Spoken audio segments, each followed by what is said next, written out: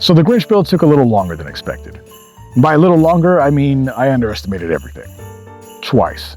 So in today's video, I'm going to be showing you guys how to make something I can actually finish quickly. Giant-sized Whoville presents to go under our big tree. And I see no permits were filed for these large, suspicious cuboids of unknown intent. That's a Category 3 holiday infraction. They're presents. Oh good, yes. Call them something harmless before they sprout legs. It's chicken wire and beef netting, Reggie.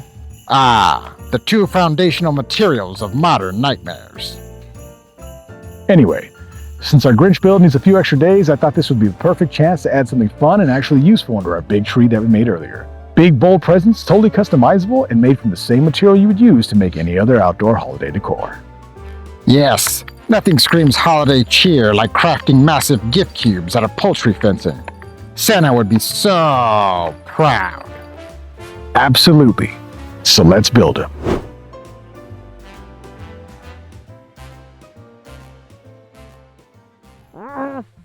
Alright, what's up everybody? So in today's video, because the Grinch is just taking a little bit too long, I wanted to bring you guys a very budget-friendly and easy prop that you can get done in one day to add to your outdoor holiday decor. So we're going to be making large-size, lightable Christmas presents to go around the Whoville tree that we made a few weeks ago. So let's go into the design a little bit so you guys can follow along visually as we create this prop. Now, when I was designing this, I was thinking something that was going to be super simple, something you can get done really quickly, and it's going to visually be really great for your outdoor decor. It's going to show a lot, right? So for the Whoville scene that I'm creating this year, the tree looked a little bit dark, a little too dimly lit, and I want it to be very vibrant and bright. And the only way I was going to do that was to add more light, but I was thinking, how am I going to do this on a budget without adding another ton of string lights or like a up light, something like that. So to give our outdoor decor a little bit more ambiance, I wanted something that I was going to be able to shine a light underneath and wrap something in a material that's going to be able to diffuse that light so it catches it and it makes it really bright for outside. So these large presents were a perfect idea. They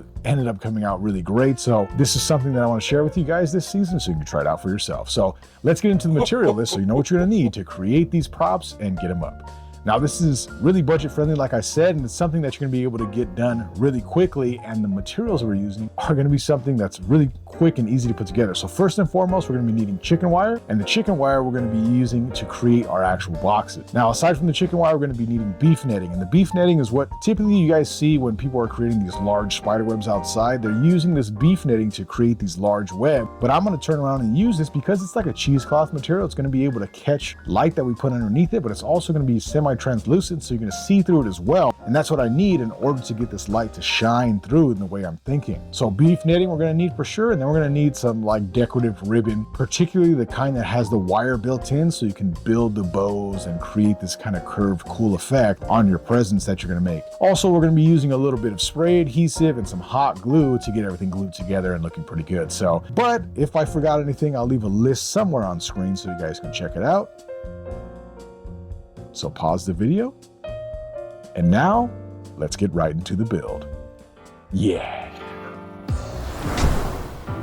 All right, to start off with our build today, I'm just gonna jump right into the armature creating the boxes. And what I'm doing here is I'm creating a 2 foot by 2 foot box. So I'm measuring every 2 feet and putting a little piece of masking tape down.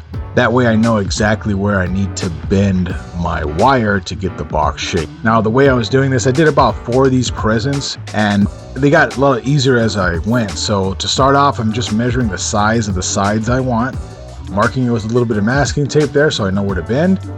And then once I cut my section free, I'm taking a level or any kind of straight edge that you have and then bending the wire against that. That way I get a nice, crisp, clean edge, or as nice as possible in order to make this box happen here. And this project is relatively easy. It took me 1 day to make 4 of these, but it did take about 3 to 4 hours to make all the presents in total. And there is a little bit of work here, a little bit of elbow grease to make this come together, but it was really worth it. You know, I was thinking about, oh, these kind of look janky. They're a little bit wobbly and stuff like that. They're not perfect straight edges, but to create like a really quick prop that adds a lot to your decor, this is a great way to do it. Now here, because this chicken wire was 3 feet, I measured a foot down from the top and then cut every corner of my chicken wire with my tin snips so I can fold those top edges over to create the box top. Now, as far as the bottom, I didn't need the bottom. I wasn't worried about that. I wanted that to remain open so I can just sit it down. This is structurally supportive enough because it's only carrying this and the beef netting over the top, so it's really easy. Now, this part here, wear gloves. Even though I've worked with chicken wire for a long time, it's still sharp. It still makes your hands really sore even if you don't cut them. Now, here's the beef netting I'm talking about. And again, if you guys don't know what beef netting is, this is the stuff that most people use for cobwebs now. Originally, I don't know what it was actually for, but when I see people using it for decorative purposes, it's always cobwebs during Halloween time, which is great because it shreds really well and it catches light really well. So if you have it under black light, it's amazing. So I took that same principle to create these boxes here, and I doubled up on it to make it a little more opaque so the light would shine on the material and really make it glow. And the tops, I wasn't really worried about it. You guys can cut yours and make them really nice, but this was something I kind of put together last minute just to try it out. I'm super excited with the results. So just a little bit of spray adhesive to hold it down to the chicken wire here. Now I did use spray adhesive on the actual ribbon itself, but I did also go back and put some beads of hot glue under that ribbon just to hold it in place. Now for the light source for this, I'm using some RGB colored lights, and they have different modes for different effects, and I'll leave those down in the description below so you guys can check it out, as well as the beef netting and all the other material I used in the project today, so you can make these for yourself. And now I'm just using a little bit of hot glue to create the ribbon here. Now, again, you want the wire inside the ribbon so you can bend it to create the shape. So I kind of made little arches to make it more decorative, but this is a super easy project. I hope you guys give it a try. We're just about done here. So I hope you guys like what we did.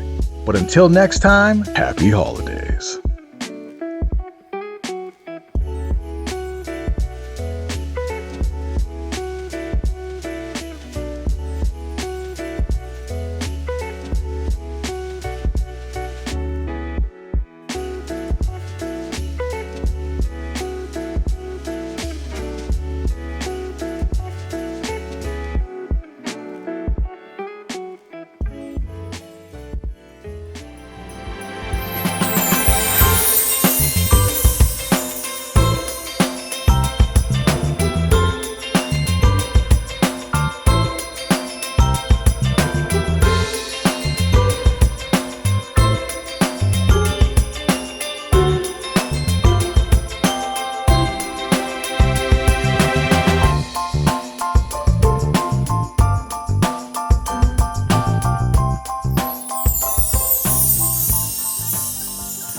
And there we go.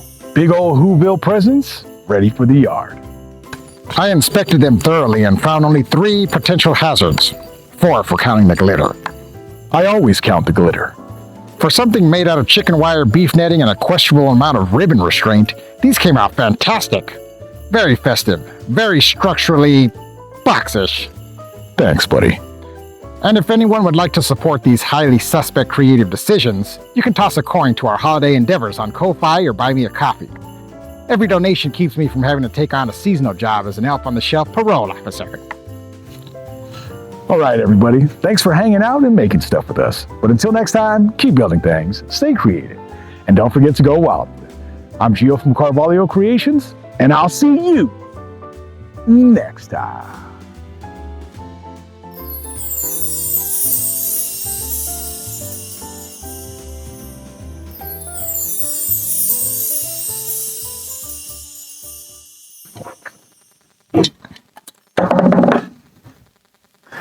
All right, that's the last of it. Everything's done. Presents are finished. Everything looks clean. Nothing caught fire. I'd say that's a win. Just so we're clear, this is the most peaceful the garage has been since the incident. What incident? The one you swore we'd never talk about again. I swear a lot of things. Yes, and then you built a 12-foot witch out of mud in the driveway. Oh, come on. That was months ago. And the neighbors still think we're running paranormal boot camp. Okay. What's the point? The point is, I've drafted a legally binding agreement stating that for the next 48 hours, you will not build anything, assemble anything, summon anything, or weld anything that requires me to climb a ladder, wear a helmet, or fill out paperwork. Reggie, buddy, it's Christmas time. I can't promise that. Gio, you once made a spider out of lawnmower parts because you were bored on a Tuesday.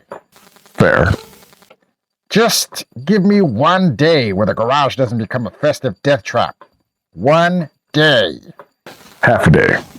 Half a day? Half a day. Thank you. I'm gonna take a nap while that still means something.